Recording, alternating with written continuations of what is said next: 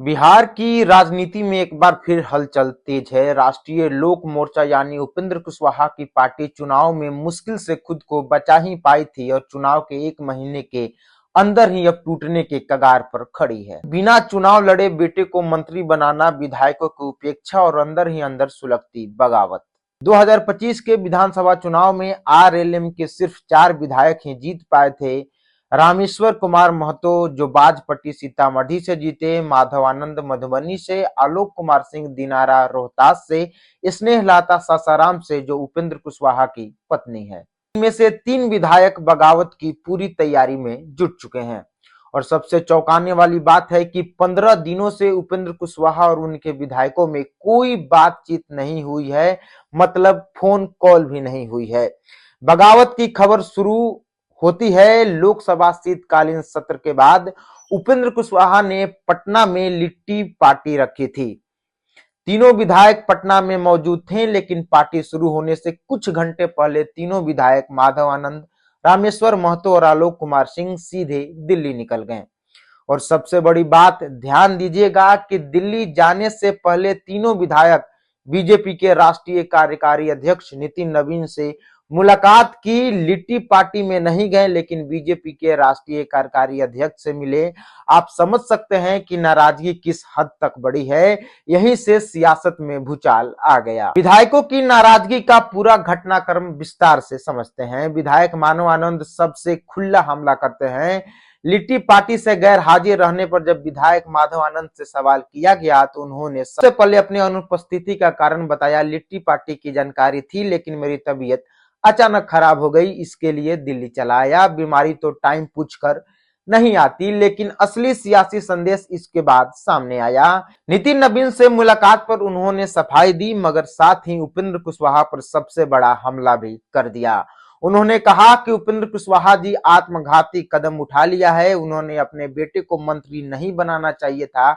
मैं डिजर्व करता हूं, मेरी क्वालिफिकेशन भी ज्यादा है। इसके बावजूद पार्टी ने बेटे को मंत्री बनाया, यानी साफ शब्दों में पार्टी के भीतर योग्यता समर्पण की अनदेखी का आरोप लगाया जा रहा है। विधायक रामेश्वर महतो की नाराजगी और भी तीखी दिखाई दी। लिट्टी पार्टी में ना आने पर उन्होंने कहा कि जब बात ही नहीं होती है तो भात कैसे खाएंगे। 15 दिन से कोई बातचीत नहीं हुई है, ना कोई फोन, ना कोई मीटिंग और ना ही कोई संपर्क। इसके बाद उन्होंने उपेंद्र कुशवाहा की राजनीति पर बड़ा सवाल खड़ा कर दिया। उन्होंने कहा कि हम नीतीश कुमार की विचारधारा से जुड़े थे। विरासत बचाओ यात्रा, कॉलेजियम सिस्टम के खिलाफ लड़ाई, ये सब बातें होती थी, लेकिन अब घर में ही सब पद बांट दिए गए हैं, फिर कॉलेजियम सिस्टम के खिलाफ कैसी लड़ाई। यह बयान सीधे सीधे परिवारवाद और दोहरे मापदंड पर हमला है।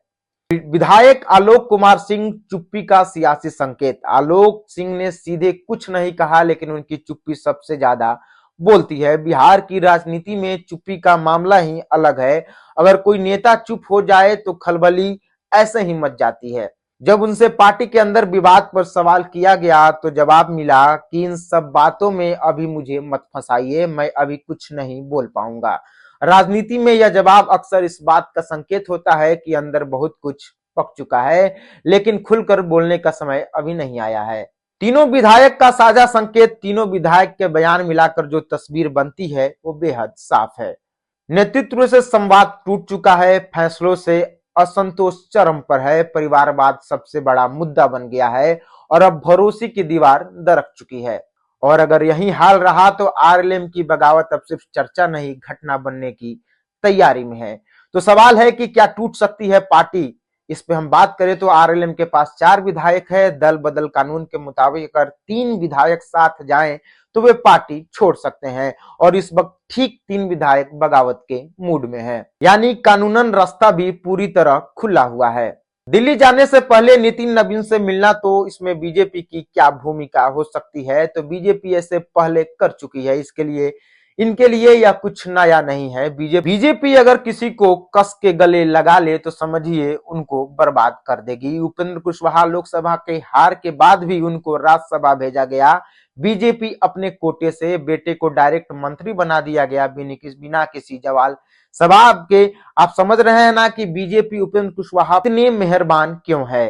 2022 में बीजेपी ने मुकेश सहनी की पार्टी वीआईपी पार्टी भी ऐसे ही तोड़ी थी। आज वही स्थिति आरएलएम के सामने खड़ी है। यानी बीजेपी की भूमिका इस पूरे खेल में बेहद निर्णायक है। उपेंद्र कुशवाहा की सबसे बड़ी गलती अपनों को नजरअंदाज करके बेटे को आगे बढ़ाना। बिहार की राजनीति में परिवारवाद की यही बीमारी एक बार फिर पार्टी को डुबाने जा रही है। जल्दी डैमेज कंट्रोल नहीं हुआ तो बहुत जल्दी खबर आएगी कि उपेंद्र कुशवाहा की पार्टी टूट गई। बाकी आपकी क्या राय है, अपनी राय कमेंट में जरूर दीजिए।